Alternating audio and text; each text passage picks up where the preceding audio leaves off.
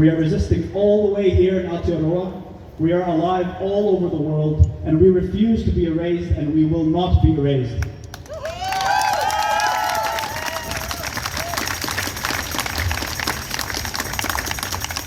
Today, us Palestinians in the diaspora have a greater responsibility than ever before. Our families in Palestine are faced daily with life or death situations. The fate of the revolution has been shifted from them to diasporic hands, and our hearts may be broken, but we will not grow weary in this battle for human rights. Despite ICJ rulings and UN resolutions calling for immediate ceasefires, despite arrest warrants issued for Netanyahu, and despite just last week a passed UN resolution imposing a 12-month deadline on Israel to withdraw everything from Gaza, all its troops, and all of its illegal settlements from the West Bank, back to the 1967 borders. Despite all of this, Israel's terror continues and has now expanded into Lebanon. Shame! Shame! Our governments, who claim to represent us and our shared values of peace and justice and equality, have failed us. Therefore, we must rise up and demand change. We're done asking for it. Now we have to demand for the change. We must be louder than ever.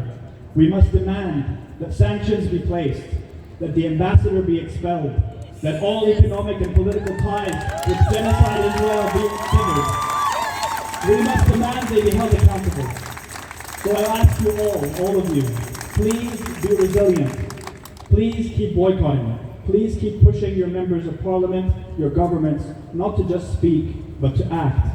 Please keep pushing BDS, boycott, divest, sanctions. Please keep attending the demonstrations and encourage your friends and your family to join. We are fighting against a powerful entity, but we have humanity on our side, and we will prevail. Palestine and the Palestinians will be free from the Jordan River to the Mediterranean Sea. Free, free! Palestine! Free, free! Palestine! From the river to the sea! Palestine will be free! From the river to the sea! Palestine will be free! Thank you.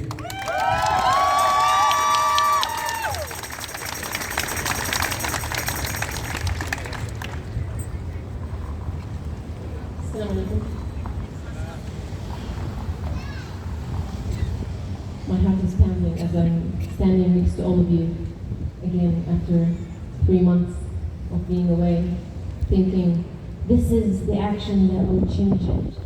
And then coming back here with so much more eye-opening experiences. My journey is no different than Yusuf's in many ways.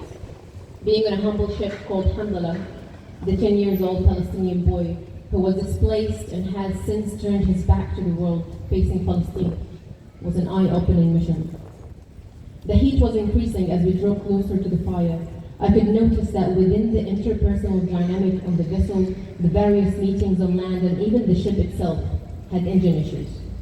The ship was speaking louder than most of our politicians, feeling and communicating to us her worry of the state of the world. The decision to be there and stand for human rights in that forum felt at the beginning to be a more tangible action for me. We will meet the humanity in these people in power, I said to myself. Yet slowly as we met more politicians on the way, the energy started weighing heavier and heavier and heavier. Politicians would express their concerns and condolences, yet give no answer about any actions made to give effects and bring change to the situation. When I wake up in the morning, if I have one wish, it would be world peace, one politician said. And when asked practical questions about his contribution and a photo with the crew, he goes, this meeting is unofficial, and refused to take a photo with us. Shame! Disappointment, anger, frustration, sadness, they were all emotions which rose as we did more of these meetings. I felt pity for their inability to be a free human, to pair their action with their empty words. Palestinians in Gaza are more free than the puppets of the free world.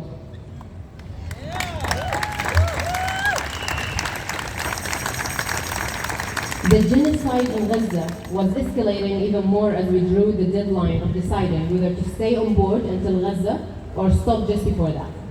They needed an answer. Deciding not to stay was not an easy decision. I was closer than ever to Palestine. I can smell it so close and so warm. I have nothing to lose, I said. Yet I know I have so much.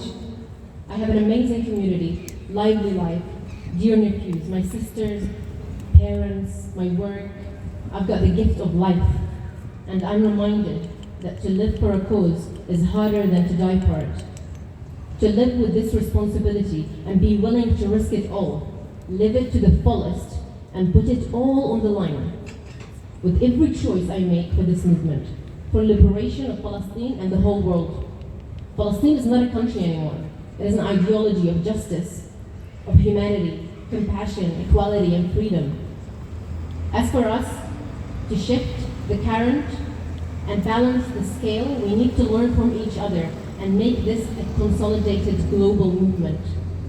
On the journey, we also met artists who I joined voices with and sang, trade unions who were active in successful revolutions, school kids learning about injustice and painting their love to the kids in Gaza, and they gave us the paintings for us to deliver it to Gaza.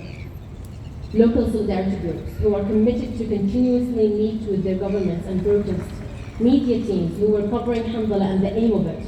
We also met University of Aquilonia students and administrators who did the first encampment and put in place a manifesto to protest the rights of students, to protect the rights of students protesting, affirming the cessation of ties with this genocidal Zionist regime and protecting students on campus with anti-apartheid, anti-Semitic, and anti-Palestinian rules. With most importantly, we sat with Palestinian Spana in the diaspora. We grieved together, we sang Palestinian songs, and imagined a liberated Palestine with all its beauty and aliveness. We met olive trees with their resilience. We sat with them and we listened